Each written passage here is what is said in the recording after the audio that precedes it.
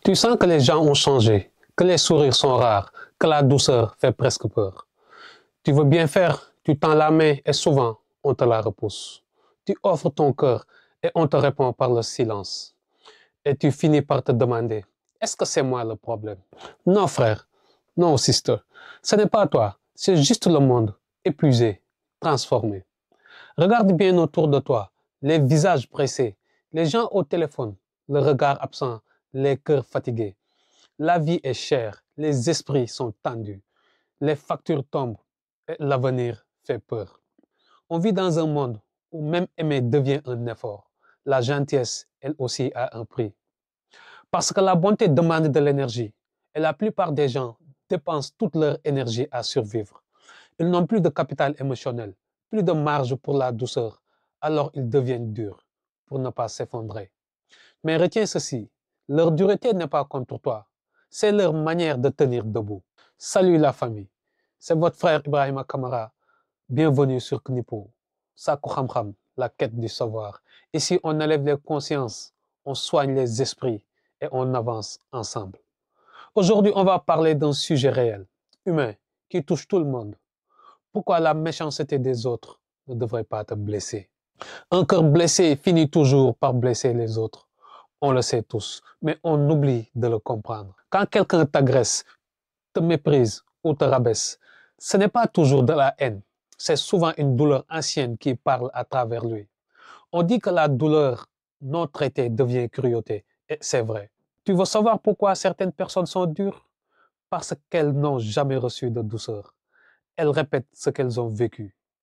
Un parent absent, un professeur humiliant, une trahison jamais guérie. Tout ça forge des murs autour du cœur. Alors, quand tu offres un peu de lumière à quelqu'un qui n'a connu que la nuit, il ne sait pas quoi en faire. Il te rejette par peur. La méchanceté, c'est souvent une tentative maladroite d'exister. Ne la prends pas personnellement. Regarde plus loin.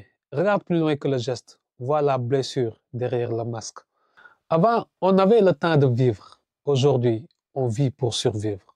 Suivre les tendances, suivre les autres, suivre ce que disent les réseaux. Et dans cette course, on s'épuise à vouloir être vu au lieu de chercher à être vrai. On passe des heures à scroller des vies parfaites, des vies filtrées, propres, joyeuses. Et sans s'en rendre compte, on se compare à des illusions. Ce n'est pas la jalousie qui naît, c'est un sentiment d'insuffisance chronique. Les réseaux ont remplacé la bienveillance par la validation. Avant, on disait merci. Aujourd'hui, on dit like. Mais la validation est une monnaie. La gentillesse, elle est gratuite. Et c'est justement pour ça qu'elle devient rare. Alors quand tu es gentil, quand tu restes vrai, le monde digital te regarde comme une anomalie. Parce que tu refuses de jouer le jeu. Ne perds pas cette lumière. Ta sincérité est une résistance. Quand quelqu'un t'attaque, ce n'est pas toi qu'il vise. C'est sa propre douleur qu'il rejoue. Un cœur apaisé ne détruit pas. Un esprit équilibré ne cherche pas à nuire. La méchanceté est un symptôme, pas une identité. Et toi, ton rôle, ce n'est pas de répondre. Ce n'est pas de répondre au poison par le poison. C'est d'être le baume. Être le baume, ça ne veut pas dire être passif. Ça veut dire choisir la dignité plutôt que la réciprocité. Tu n'as pas besoin de te rabaisser pour prouver ta valeur. Tu n'as pas besoin de crier pour être entendu. Apprends l'art du silence respectueux. C'est une arme paisible. Et parfois, quand tu sens la colère monter, pose simplement cette question. Je vois que tu souffres. Est-ce que tout va bien?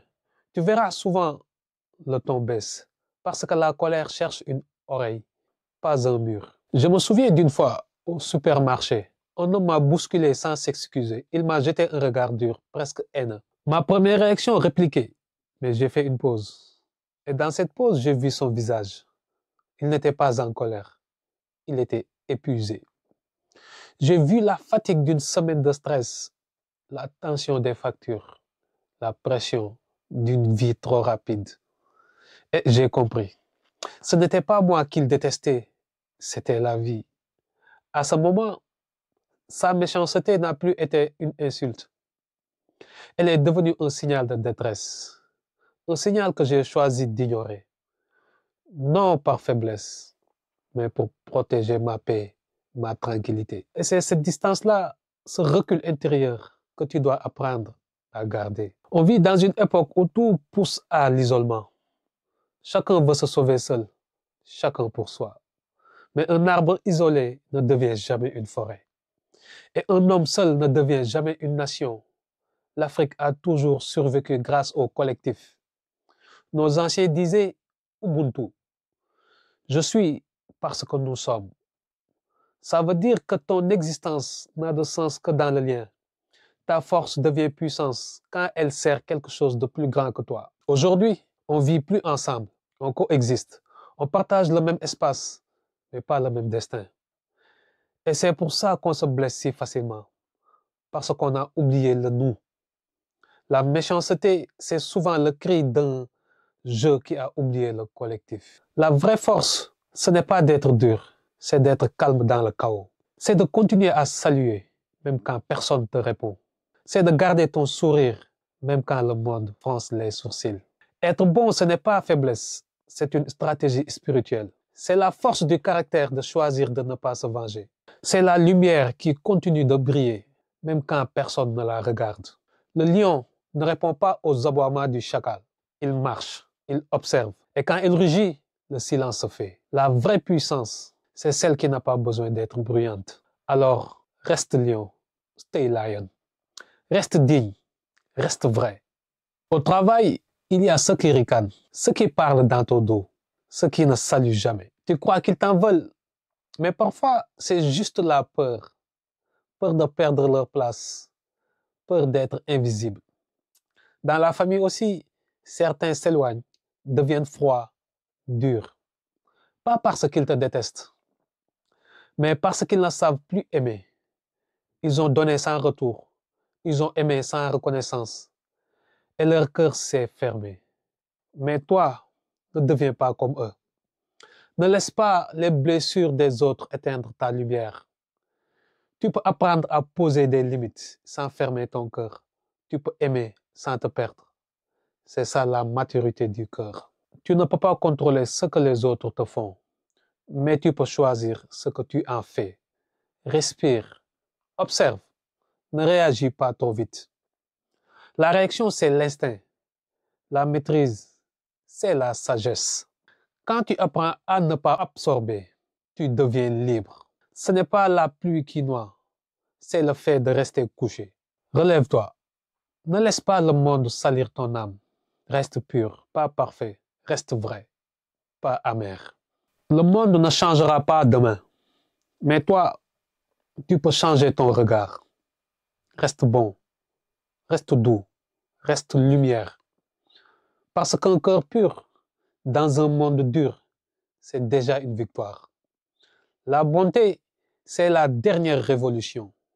Et souviens-toi, les méchants ne sont pas plus forts, ils sont juste plus bruyants. Et parfois, il suffit d'une seule lumière pour faire reculer toute la nuit. Tu sais, au fond, le monde n'a pas besoin de plus de juges, il a besoin de plus de cœur. On parle souvent de réussir sa vie, mais réussir, ce n'est pas dominer. Réussir, c'est rester humain. Rester capable de pleurer, de pardonner, de sourire, sincèrement, même après la trahison. La vraie grandeur, c'est d'avoir mal sans devenir amer. Et si tu regardes bien, ceux qui blessent les autres, ce sont souvent ceux qui n'ont jamais été consolés. Alors, ne rends pas au monde ce qu'il t'a donné. Donne-lui ce qu'il t'a volé.